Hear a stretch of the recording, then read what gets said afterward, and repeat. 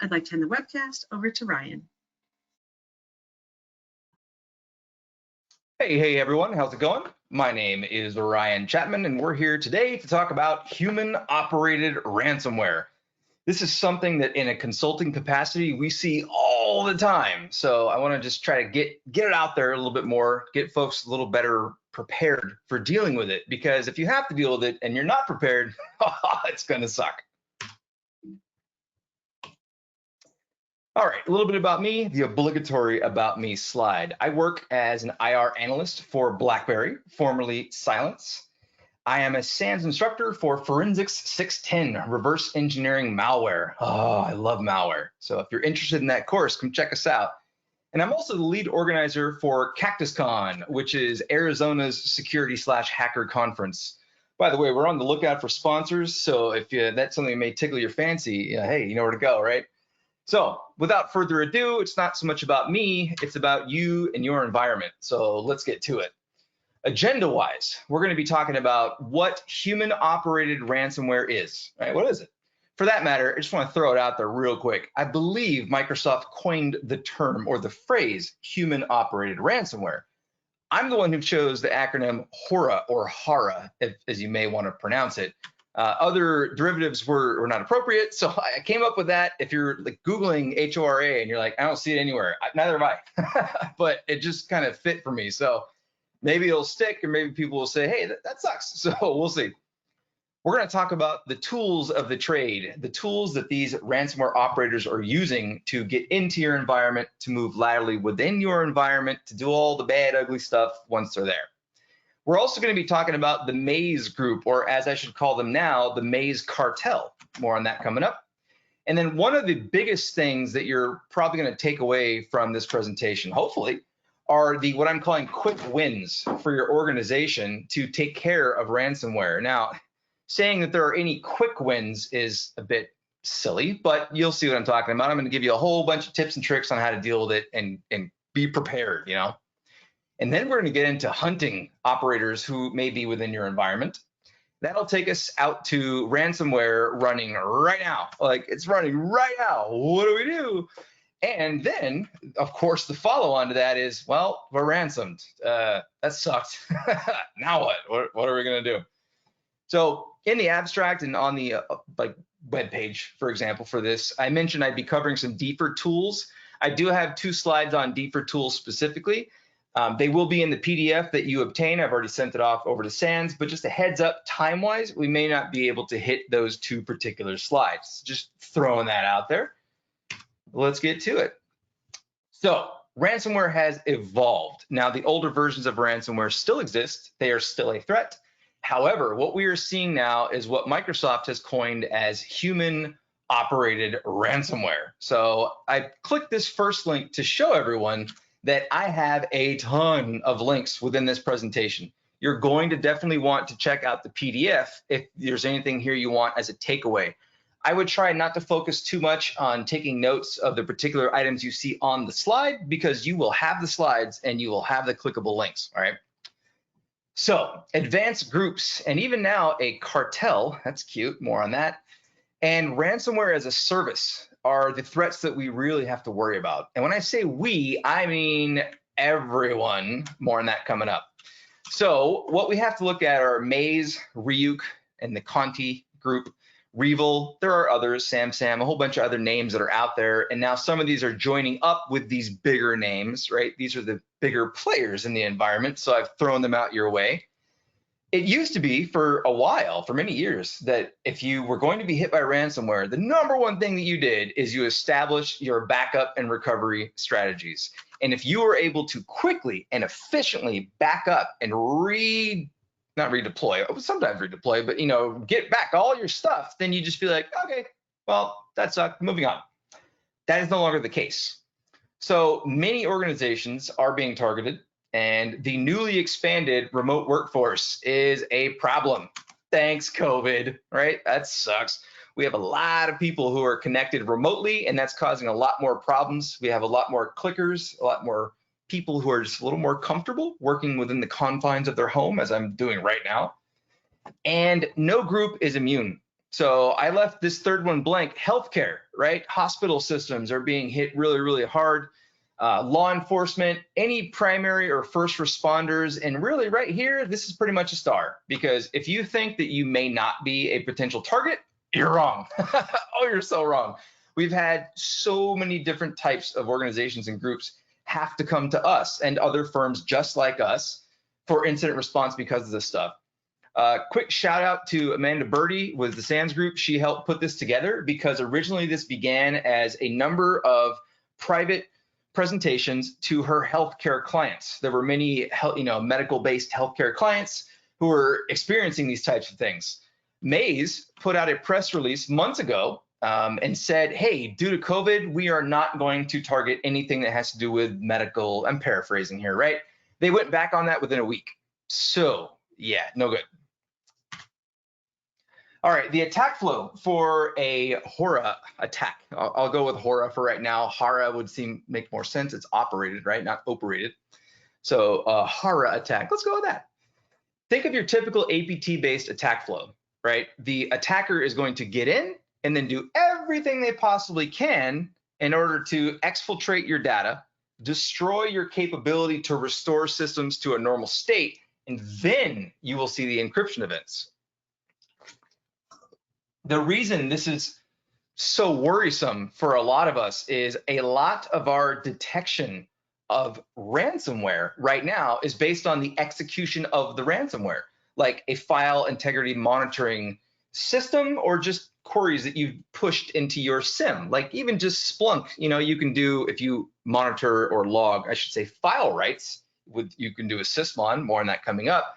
You can even just go, oh, hey, if a certain number of files are written to a given disk or whatever, over a certain time, like just let me know. You can build your own FIM. The problem is they're coming in, they're doing their dirty deeds, they're moving around laterally, right, left to right within your environment. They're stealing your data, right? The data goes out the door, bye-bye. And then they tamper with all your recovery stuff so that you just can't do it. So they go, nuh-uh. And then the ransomware runs. By the time you actually see encryption events, it's far too late. Like, it's already well past game over. Because of that, prevention and detection are crucial. Tools of the trade. These are the tools that the HORA operators like to use. So Emotet and Trickbot are two what most people refer to as a banking Trojan or an info stealer.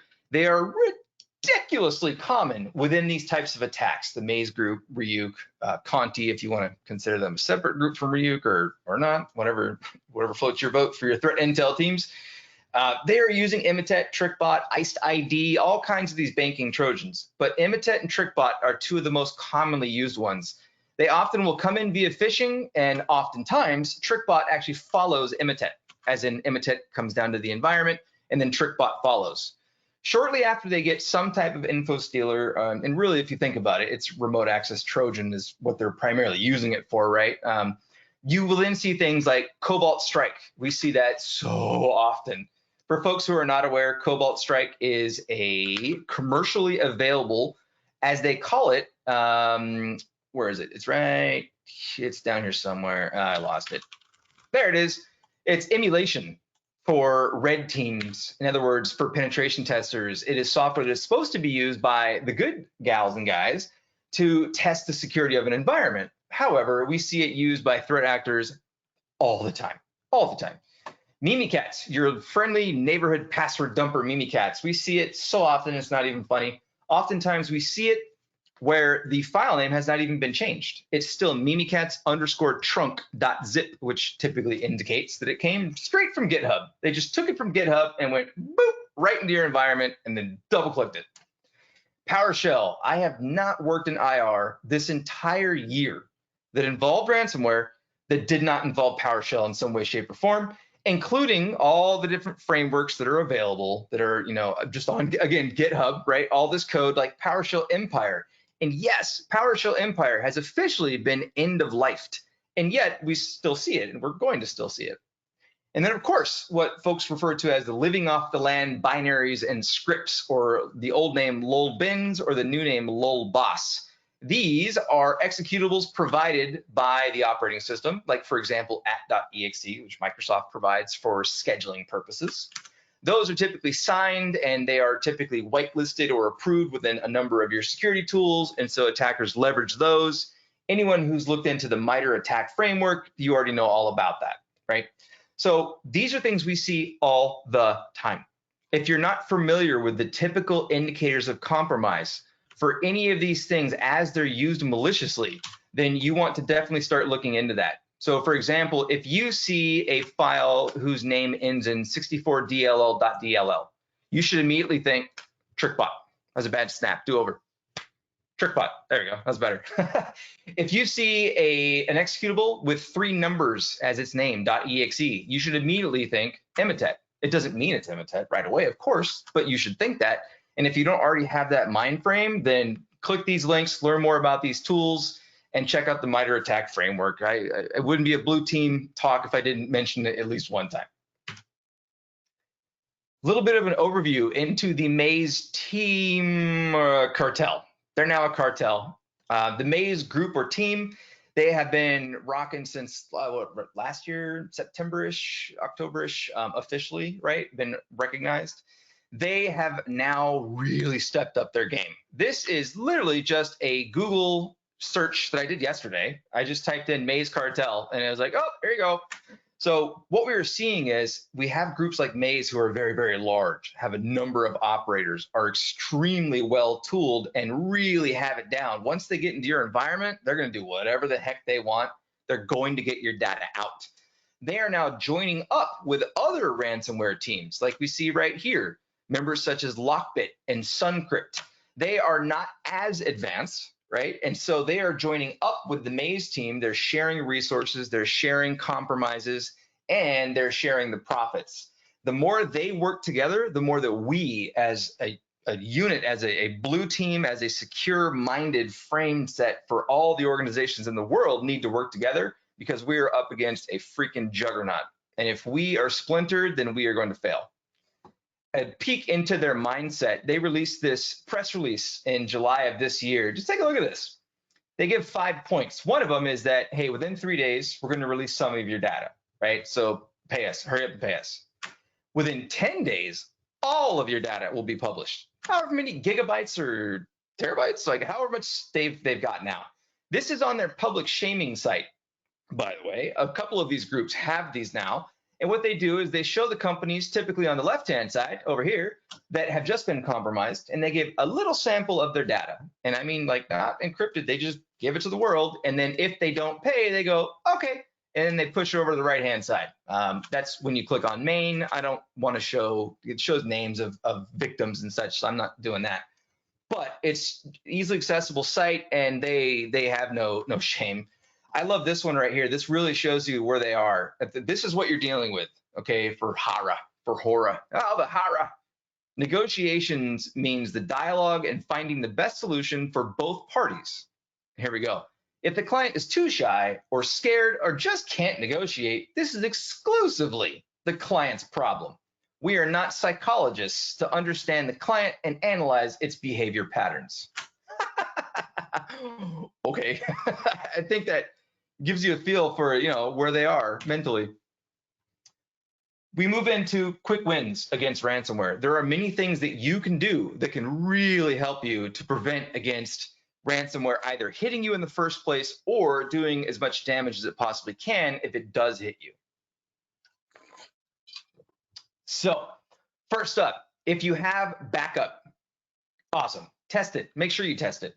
Also, set up disaster recovery sites. I have a link here. This is Azure specific. It's a link to a presentation. You just scroll down for the video. They show you how to set up disaster recovery sites in Azure. So if that happens to be your backup implementation of choice, use multiple DR sites such that you have hot spots, hot sites as you call them, not just warm and definitely not cold, or you at least have those that you can revert to in times of retro. Also, look into using what are known as immutable or sometimes write once, read many, or worm blobs for your backup storage. Immutable or worm essentially means you write your backup to it, Nothing else gets written to that bad boy. It just gets read from that point. So attackers cannot go in and delete it or destroy it or blow it up, whatever. Also, and for example, we have links here too, right? These are all links for Azure specific stuff because I know a lot of the clients out there have that. You can also set a pin for any type of activity using the MS Online, I believe they're called MS Online commandlets and PowerShell. I have seen ransomware execute and then fail miserably to actually invoke the MS Online commandlet that will delete resident backups because a pin was not provided. The malware doesn't know your pin. So these are definitely things to look into, especially if you have Azure or that you rely on them for backup. Patch management. I cannot say more about patch management and how crucial it really, really is. Patch management, do it, do it, do it. You have to have a good idea of, or a decent grasp, at least, right, on asset management in order to patch all the things. But look, it's 2020. We're far beyond the point where organizations should be surprised that vulnerabilities are taken advantage of if they didn't patch for 6 months, a year, 2 years, let alone even a couple months, right? Look at your patch cycles and try to minimize them as best as possible. We are still having customers being hit by Eternal Blue. Stop it. What are you doing? That's 3 years old. No, that's silly. Multi-factor, all the things, your VPN, your email. I work a lot of business email compromise cases for people who don't have MFA enabled, or they do, but they don't realize that having, for example, again in Microsoft land, having legacy protocols and or basic authentication enabled can circumvent MFA. So make sure it's set up properly. I have a link here for MFA that is actually the NSA, the United States three-letter NSA, National Security Agency, right? They give a breakdown and tips and tricks on how to choose an MFA provider. So I know I just paged up and down. I was probably annoying. Sorry about that. The point is, go check that out. If you don't have an MFA provider, there are resources to show you which ones are good and which ones are not as good. Phishing training and testing. Oh, you need that. Even if it's as simple as having one person, even just one person who says, hey, I'm the email security team person, and you spam an email out to your company, you're like, hey, here's what a phish looks like, and whatever it is, whatever level of effort you can put in, do it and start it now if you're not doing it. SANS has a huge program called Security Awareness based just on this. You can also roll your own with tools like the Social Engineering Toolkit, linked here, which is from the Trusted Sec folks, and you just need developers and time to do something like that. Within your email security gateway, please use the features that they provide to you. You most likely don't have DMARC, DKIM, or even just little old Sender Policy Framework, SPF, probably not enforced within your environment, right? Maybe enabled for alerting, but enforcing that can do wonders. Yes, it's a pain in the butt. Yes, you have to reach out to numerous vendors. Yes, I know, right? Anyone who runs email right now is like, oh, dude, come on. But I've been there. Well, I've helped with it, but it's very, very important. And also attachment blocking. Are you truly blocking all the types of attachments that you most likely should be blocking? Think of things like the examples I gave here, ISO files, disk images. Windows natively handles those now. If you're not aware, they just double click that it's attached to an email. It opens up, it's like a folder, and the user can then double click whatever's in there, right? We see like ISO files with JavaScript files inside, or even just JavaScript, a .js file. Are you blocking those on your email security gateway? Super easy to do so. You can block it by the actual file type if your system checks the file type, like the file signature, or at the very least, block it by name, by suffix. JS files, you double click on them in Windows Explorer, and wscript.exe invokes and runs the JavaScript, so you're completely vulnerable. I've given a list to a published Google sheet that I've provided. It is just kind of getting spun up now, but it is a list. I'm going to have it like an open source kind of thing that folks can fill out so that everyone can share the ideas of like, hey, these are the things we should be blocking, why, and even cited examples of them being problematic. So I've given that link now. If you want to contribute to that, awesome. If you just want to use it for now, cool. Your VPN optimally, and I know the struggle, but optimally should be always on.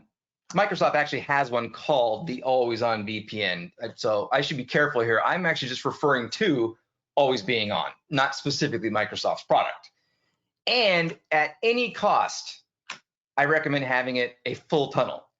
Now, having an always on VPN that is full tunnel means that all traffic from all of your remote users at all times funnels through your VPN infrastructure. You most likely cannot support that. But if you can, do it, and make sure you're packet capturing the VPN segments, by the way, especially if you're SSL stripping. Oh, yeah. But the trick is here that a lot of folks don't have a full tunnel. They have a split tunnel. In fact, most VPNs of our clients are split tunnel. In that case, all the traffic the user initiates, any links they click, any silly things they go and Google, whatever they're doing online and click on dumb stuff, all of that egresses out their own ISP. It goes through the quote unquote firewall in their built-in router, modem, whatever they have. And all of your carefully curated firewall blocks and all your security mechanisms in your network stack are not protecting you. So if you want to try to get some type of security and you are not able to have a full tunnel, I recommend solutions that are based on DNS or just overall cloud-based solutions like Zscaler, which essentially puts an entire network security stack, firewalls and all kinds of fun stuff in the cloud. And then your users egress from there via whatever local point of presence. I love Cisco Umbrella. That's a personal thing. It's not a SANS thing. It's not even a BlackBerry thing. That's just me, Ryan. I love Cisco Umbrella. I worked with them for years. They have a great product, and their roaming client can really help you out. I haven't actually found an alternative to them outside of Zscaler for all the things. So just throwing those out there as good places to at least start. PowerShell. If you're not monitoring PowerShell, what are you doing? You have to monitor PowerShell. You have to log it in order to monitor it. So I gave a link here to a presentation I gave at splunk.conf 2016. It's like an hour long, but it does go over exactly how to set everything up. I did it with my former manager, Lisa Toffel, and she goes over some configuration stuff. I go over some, here's how to use this stuff. You want to make sure you're logging whatever you can for PowerShell, not just 4103 and 4104, but also 4688. And also looking into, for example, the 400s, 500, 600, 800. There's so many event IDs and so many things to be involved, like to monitor for PowerShell. And look into PowerShell transcription logging if you haven't done that yet. You want to minimize your administrative accounts. We have numerous clients who take the default administrator account on a Windows box. It's security ID or SID ending in -500, the default admin. They rename that to the user, and then they provide that machine to the user. That user now has full administrator privileges on that machine. The number one thing that I've seen in an organization that gets implemented and thwarts infections, having to rebuild devices, or let alone having to deal with ransomware, is taking away administrative privileges from all of your users. It is a huge win. However, I don't even know if it belongs in the quick section because if your users are admin now, it is not quick or super easy to stop that. Some tips though, you can use elevated account management platforms, Beyond Trust, and these are just names I'm familiar with. Okay, this is not a thing from SANS saying, hey, they're a partner. I'm just throwing them out there. Users have to request admin access using a tool like Beyond Trust. So even if I want to just use whatever, and Windows goes, oh, hey, you need a UAC, hey, this person needs admin credentials, right? Then Beyond Trust will pipe in and be like, hey, hold on a sec. Why? What do you want? What are you doing? And they can either have it piped to someone who actually has to approve it, or they can at least have it logged with a reason that was provided and the password provided to make sure they at least know their domain password. CyberArk is a great tool that allows MFA access and manages elevated accounts. If you have a domain administrator, he, she, or they can have a regular and should have a regular old account. Any other elevated accounts that they have should be in the protected user groups, and you should have Credential Guard enabled in Server 2016 Plus. A lot of stuff I didn't fit on the slides, but I just want to throw that in there. Credential Guard is critical too. But CyberArk will do things like I can check out a password, a root password for a Linux-based network appliance, and then say an hour later, it will go in and just change that password. And the next person who wants to get it has to go check it out again, and they have to use MFA. those solutions are phenomenal. Please don't share passwords. Please don't share passwords, especially the local administrator account passwords on your machines. So if you're like, no, I use separate user accounts, but I do have the default administrator account there and enabled for remote or whatever activity.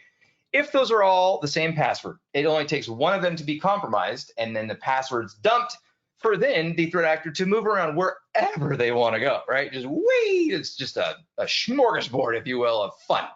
So Microsoft provides for free and easy to deploy via a very simple GPO style process or whatever floats your boat, a tool called Laps. And Laps will allow you to manage different passwords for all the different local admin accounts within your environment, and it stores those in Active Directory.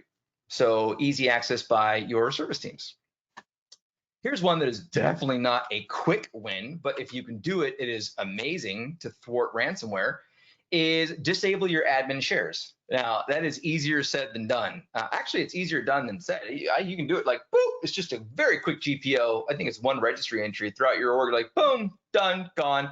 But there are many services that rely heavily upon it. So I'm aware of that. It's probably not doable.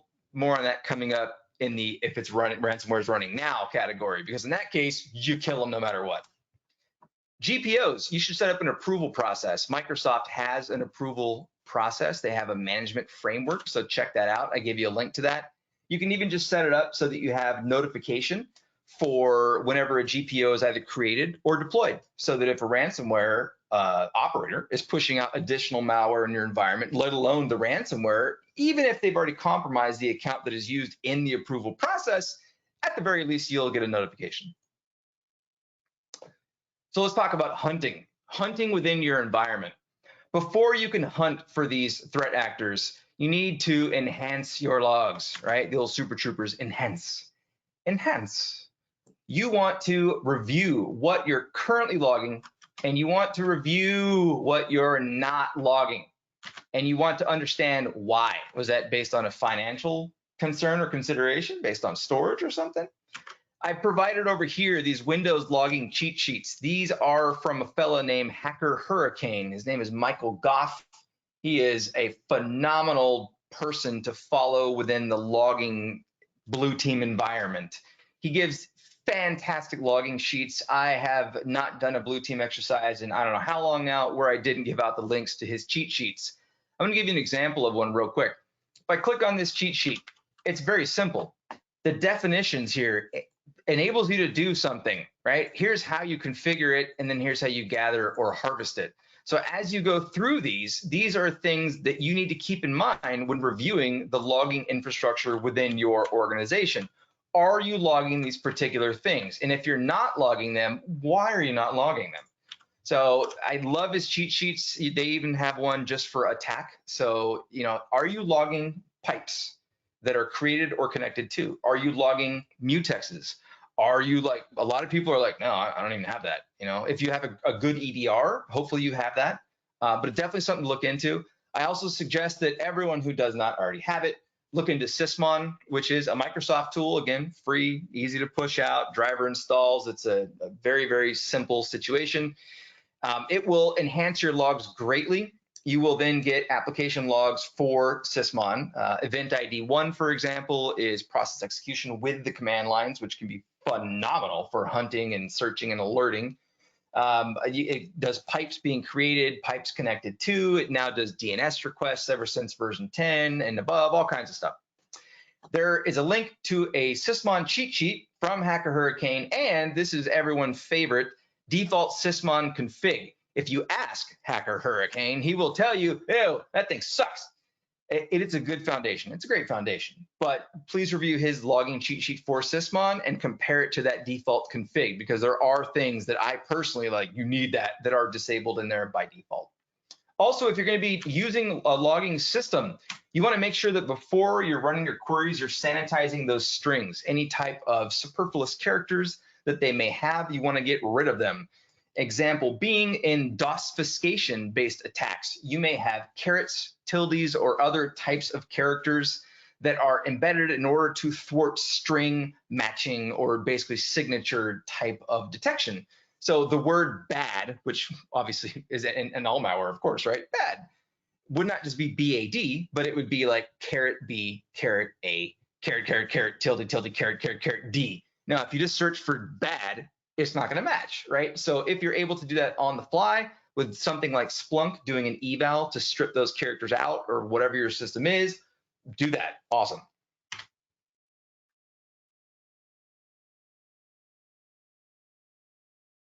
Also, if you have a SIM or other type of log aggregator environment, including Microsoft's Security Center stuff, you may want to check out Sigma.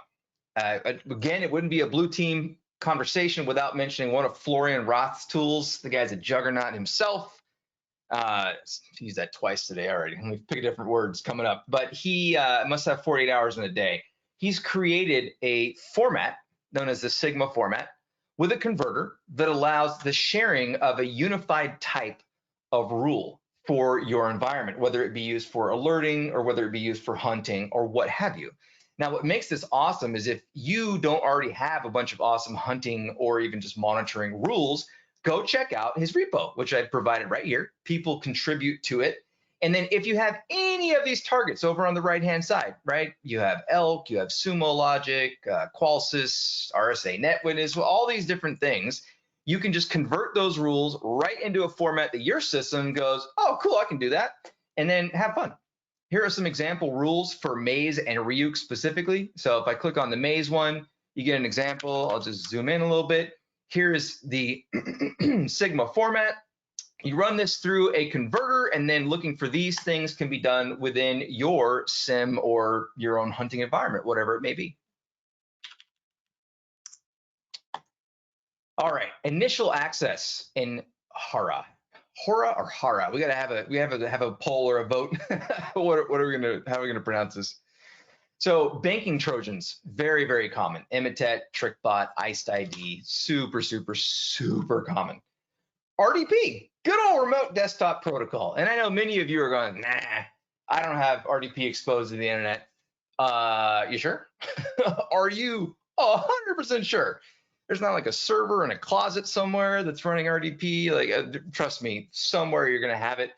At the very least, monitor or hunt for it, even if you think it would never be a problem. And I do not mean to throw shade at any of the organizations listed in this bullet point here, because quite honestly, I love each and every one of them. And I don't know that we would have what we have today and have our capabilities that we have today without them and their innovations. But let's be honest, in the past year, a little more than that, we've had multiple verified CVEs, right? Published vulnerabilities that are and have been, and I will still see them most likely in my cases for ransomware being leveraged by the HORA operators, and that's not good. Let's look at hunting RDP activity. All right, first off, a lot of people focus on event ID 4624 logon type 10, right? The Windows event log. That is RDP. However, the terminal services have all kinds of other event IDs, specifically 1149 and the 21 through 25 grouping. Those are very, very important. They show connections to sessions, reconnections, all kinds of amazing stuff. Make sure you're leveraging those too. Some hints on searching for actors that may have got in via RDP. Take a look at things. This is try to like abstract thinking, right? Take a look at stuff like identifying one external IP to many of your IPs on, for example, port 3389, right, for RDP. So this is supposed to be pseudocode, but I'm a bit of a Splunk fan, so I haven't used them in a year. I actually use Elk on a day-to-day basis now. I know I use Splunk. People are like, what? I know. So it's basically SPL Splunk, but pretend it's pseudo, draft it for your own needs, right? Looking at desk port 3389 in whatever logs you have that may have that, right? Your firewall logs, whatever they may be. And then in Splunk, you would do a stats distinct count by dest IP, naming that dest count by source IP. So what are you looking at? You're counting the number of your IPs that are being hit on port 3389 by a given single source IP. If that is over a given value, and it may just be over 1 to start out with, right? Depending on your environment, you'll have to tune that, maybe more than 2, maybe more than 5, 10, whatever. This will alert you as to IPs that are potentially scanning or connecting to multiple of your devices via RDP. Very similarly, we can look at the standard. This is an example of the standard. You can do the same with some of the above. We can look at these standard RDP logons, do a distinct count by users by external IP address. Should you have a single IP address connecting, or at least trying to connect at the very least, right? You can also look at 4625s for failures, by the way, to multiple users via RDP. Does that make sense in your environment? It probably shouldn't. Also, any type of geo IP connectivity outside of your operating countries, especially those focused on port 3389. If you operate in the United States and Canada only, right, and you have RDP connectivity of any kind that happens to be successful from any other country, what's that about? I've given you also a link to an example Sigma rule that's good for identifying suspicious RDP. Imitet. Imitet is just so common. So first off, I do want to mention that there is a group on Twitter and elsewhere on the web. I refer to it as crypto-lamus. I believe that's how they like it pronounced. I know some of them personally. They are phenomenal human beings, and they work very, very hard to try to stop Imitet in its tracks. They are protecting all of us, and they also provide a ton of indicators of compromise. So right now, we're not looking at specific IOCs like calculated IOCs, you know, hashes, because no, but rather we're looking at more kind of behavior or more like activity-based things for us, but they have a bunch of all the above. Imitet will often use a downloader that downloads the malware as a 2 or 3 digit exe. So here's a regular expression that looks for any directory path that happens to have within it an exe whose name is either 2 or 3 digits, only digits. I also recommend tossing the 2 and just looking for 3-digit names because they've been using that specifically for a while now. These may false posit, but you may have FPs for these, if you will, but trust me, these are solid. Stage 1 will often drop executables whose names only have numbers in them. So oftentimes in the Windows directory, here's a regular expression to look in the Windows directory for exes whose names only contain numbers, or specifically numbers with only 8 to 10 of them, which is a very specific IOC, if you will, but still works very well for Imitet. Also, if you happen to log mutexes within your environment, or even if you just have them in your EDR, whatever, hunt for any of them that begin with PEM. The numbers following that are technically the hexadecimal values that then translate to the process ID for the running Imitet sample. But for our purposes, PEM and then some numbers after it, that's what you want to look for. Trickbot often follows Imitet and is very, very commonly seen in this environment. If you remember how Nintendo used to like to name things 64, you know, the Nintendo 64 and all the games had 64 in them.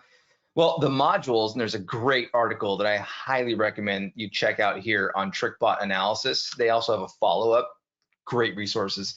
The modules that come with it often end in 32.dll or DLL32.dll, or for a 64-bit environment, the same thing, but with 64. Oftentimes, Trickbot will drop those DLLs into the users and then whatever user, app data, and then oftentimes roaming, but let's look at roaming or local. Usually not local low because that has low privileges, so why do that?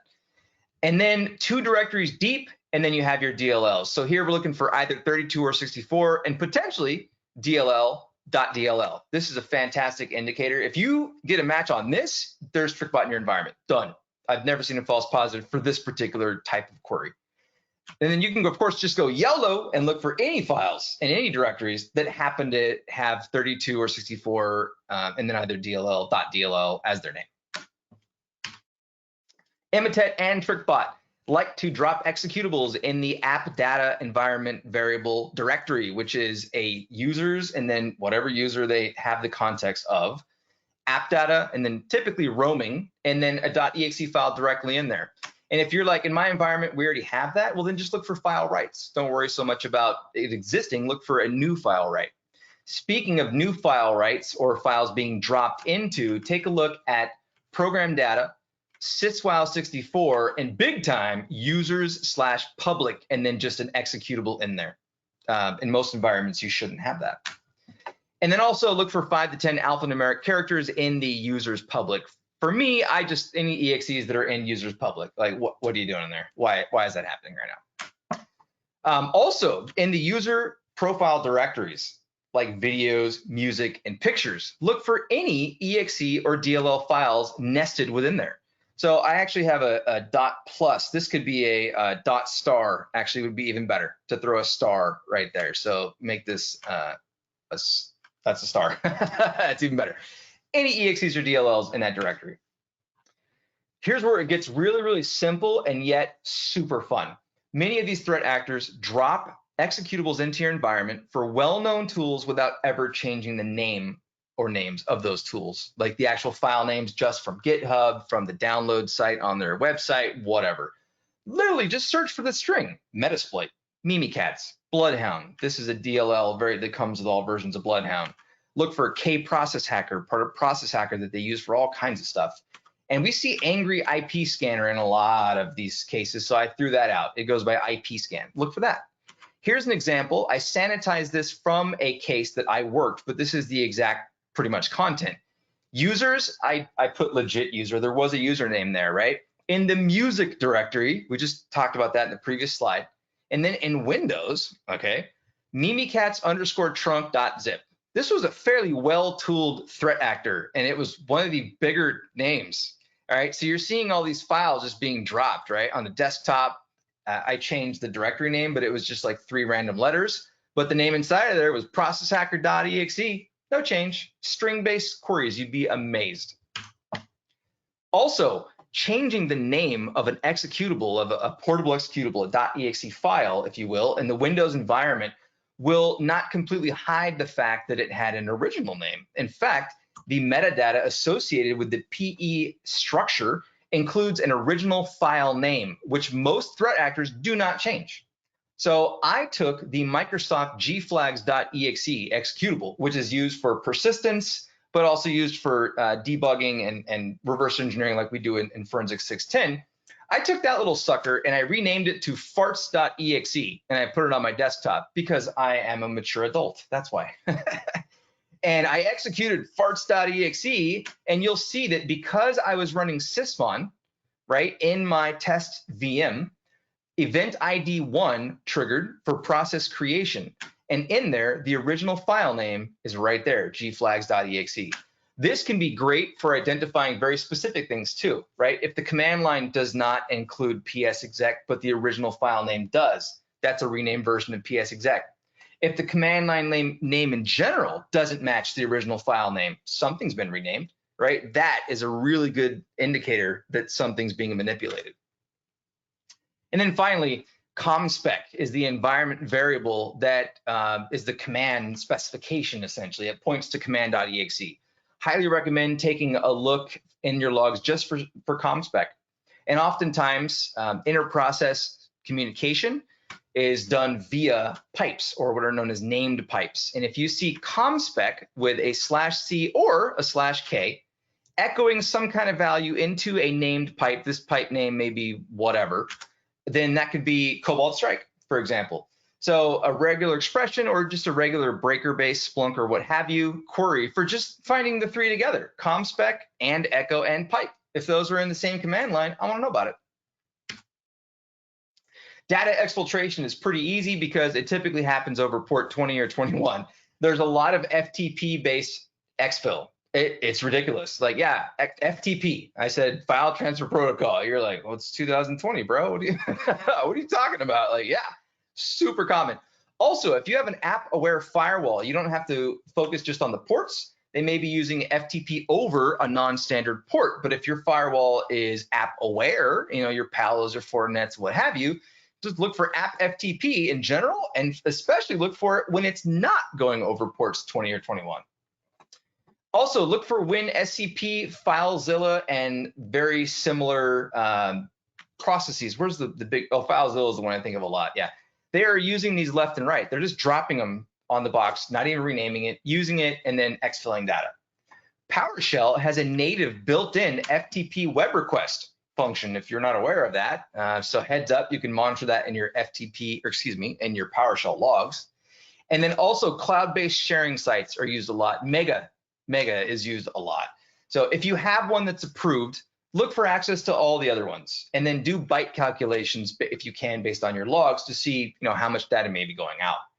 For example, if you approve OneDrive, look for everything else. Simple. If you approve Google Drive, look for everything else, right? So FTP is pretty big, actually. What if the ransomware is running right now? So now we transition to the back end of the presentation where we're going to talk about what if it's running right now? And then for that matter, what about if we're already ransomed? Like, that sucks. We got ransomed. Now what are we going to do? Let me get a water break here. Your backup servers need to be secured immediately, right? Even Will Ferrell here, the world's on fire and he's yelling, take your backup servers offline. I just made that a couple minutes prior to this. I'm proud of that. I like it. Also, disable any cloud-based synchronization services or apps. Going back to the previous slide, if you have or you approve OneDrive or Box or whatever it is, if those apps are on client machines and they're constantly syncing new file rights, right, you may want to disable that enterprise-wide if you can, or however you can. If you have on-premises backup servers, take them offline. Take them offline. The second you think, I have a ransomware operator, HORA, oh, the HORA, they're getting us, right? Take them offline, because I've seen numerous backup environments, entire environments also encrypted. And what do you have then, right? Contact your cyber insurance right away. Your insurance will most likely have an IR team or maybe even a negotiation firm that they want you to use. Anything you do before they're informed can be detrimental to the recovery efforts. Take a physical picture, like with your camera or an actual camera, like I would say your cell phone, or like do you have a camera? Do you have cameras still? Take a picture of that and immediately get that to whoever's going to be dealing with this, because it can tell us a lot about the potential sample that you're dealing with. And you may need to be isolating hosts or networks. Your EDR may be able to do it. At BlackBerry, our Optics EDR can lock down a device for a number of days. Most EDRs can do it, right?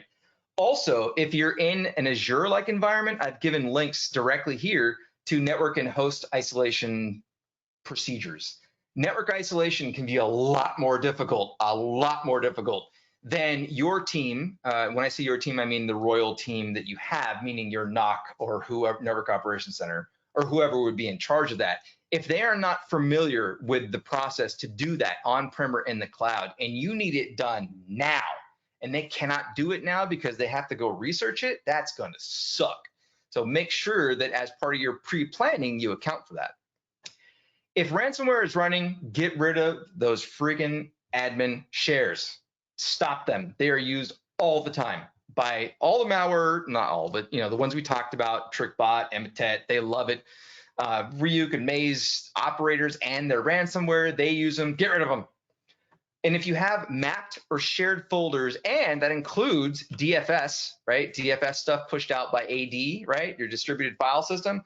All those folders could potentially be encrypted also. So the quicker you can take them down, or at least just disconnect them, unmap them, whatever, from whoever's involved with the ransomware stuff, the better. And if you can, lock down your GPOs as best as possible, depending on your Active Directory infrastructure. Make sure that you are the one who maintains and has control of that. Next up, you should be focusing on lateral movement. You want to look for either the TA or the ransomware moving around your environment. Now, hunting through SMB, WMI, Windows Remote Management, right? For all your PowerShell stuff, they use Start PS Session all the time, right? Regular old RDP and more. There's a great article here that I've linked from Ricardo. I didn't catch his last name because I fail, but there's his Twitter.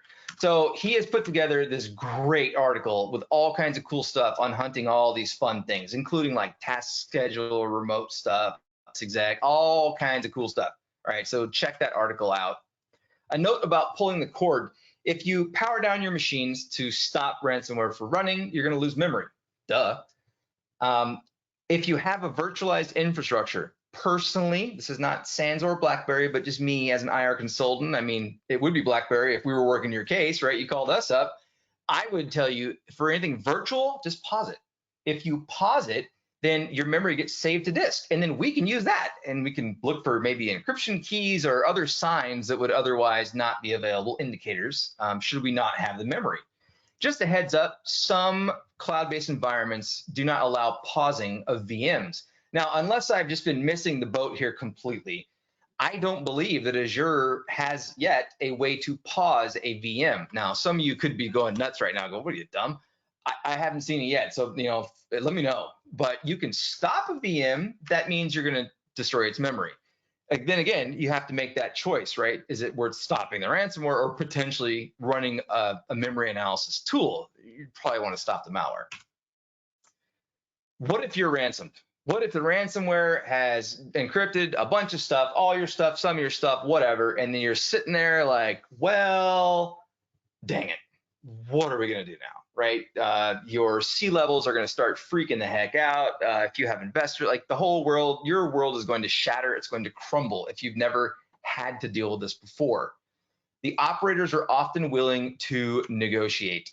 Negotiation itself can be excruciating, let alone the fact that your downtime can be excruciating as far as your mental state, let alone financially for your organization, right? Or for the people that you're trying to help.